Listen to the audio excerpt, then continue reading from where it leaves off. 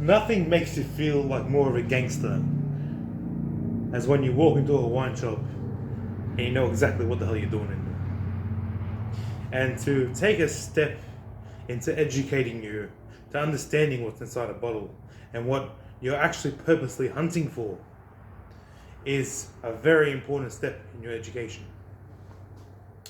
So, I'm going to walk you through some of Australia's premier wine regions and what they're known for. So, when you walk in, you can be like, I know what I'm doing. Let's start with number one and the most important grape in all of Australia, Big Boy Shiraz. And when you're looking for Shiraz, you're looking for two different types, warm climate and cold climate Shiraz. And as for warm climate Shiraz, you can't look past the Barossa. The Barossa is our premier wine region for big, heavy duty, juicy, crazy, alcoholic, big boy red wine Shiraz.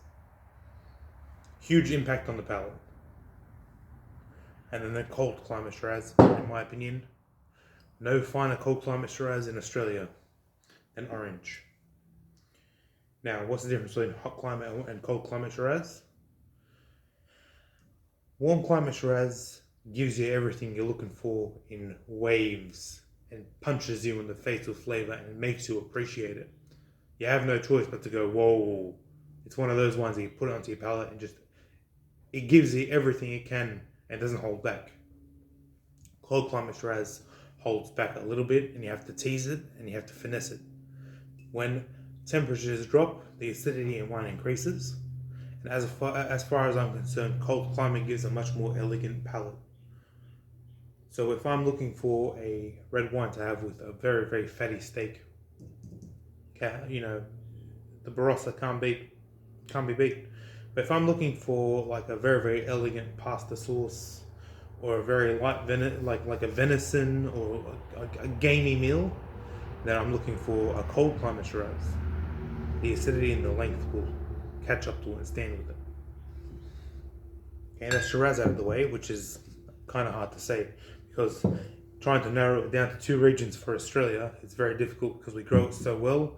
And you can make the assumption if you're getting a Shiraz from Australia, it's going to be a bloody good drop of wine because it grows well across the board.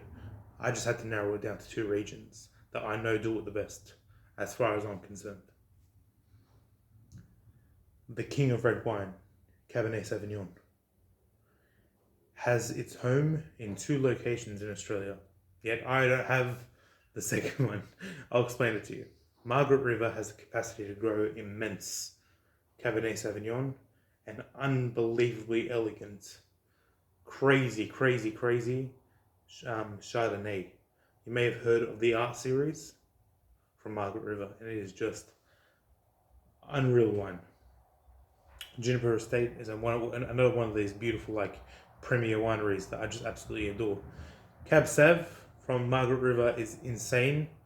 And then we also got the Bordeaux of Australia, which is Coonawarra. And Coonawarra is the place for Cab Sav in Australia. This one's difficult again, Pinot Noir. Trying to narrow it down to one area for Pinot Noir was quite difficult for me because I know for a fact that Pinot Noir is popular in three separate regions in Australia, but I had to pick the Yarra Valley for it. Yarra Valley is little Burgundy for Australia and produces some of the nicest, beautiful cold climate Pinot Noir that we have, as well as a really, really nice cold climate Chardonnay. The Hawkesbury River makes amazing blends. A way I can explain it is it's almost like a combination of really nice quality Bordeaux or Amarone. And I'm going to get into those a little bit later. This is a bit of a black horse. I chucked that in there just to show you that there are smaller wine regions in Australia that most Australians have never heard of. In fact, there's only 3 particular wineries I can think of in this tiny little growing region, but every last one of them is world class. Semillon, the big player in the wine industry in all of Hunter Valley. Hunter Valley kicks ass at the production of Semillon. Got some of the best in the world here. Plus, it's quite popular for its Shiraz and it's Chardonnay. It's got such a beautiful climate to grow it. But that is the go-to for Semillon, if you're a Semillon drinker. Riesling. Eden Valley, Clare Valley. Both those places make the best Riesling in Australia, bar none. And lastly, everyone's favourite, poppin' bubs. You want to pop bubs? Tamar Valley, Tasmania. Okay? And if you need any more evidence that Tasmania is an absolutely kick-ass region, you only have to look at the current world's best sparkling. We dominated the competition in France in Champagne. The House of Arras is considered the finest sparkling outside of France. As far as I'm concerned, the finest sparkling in general.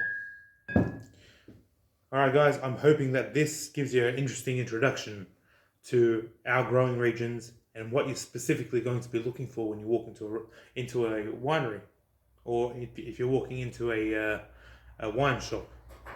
Now, there's one other thing I want to bring up whilst we're here on the topic before this video gets too long.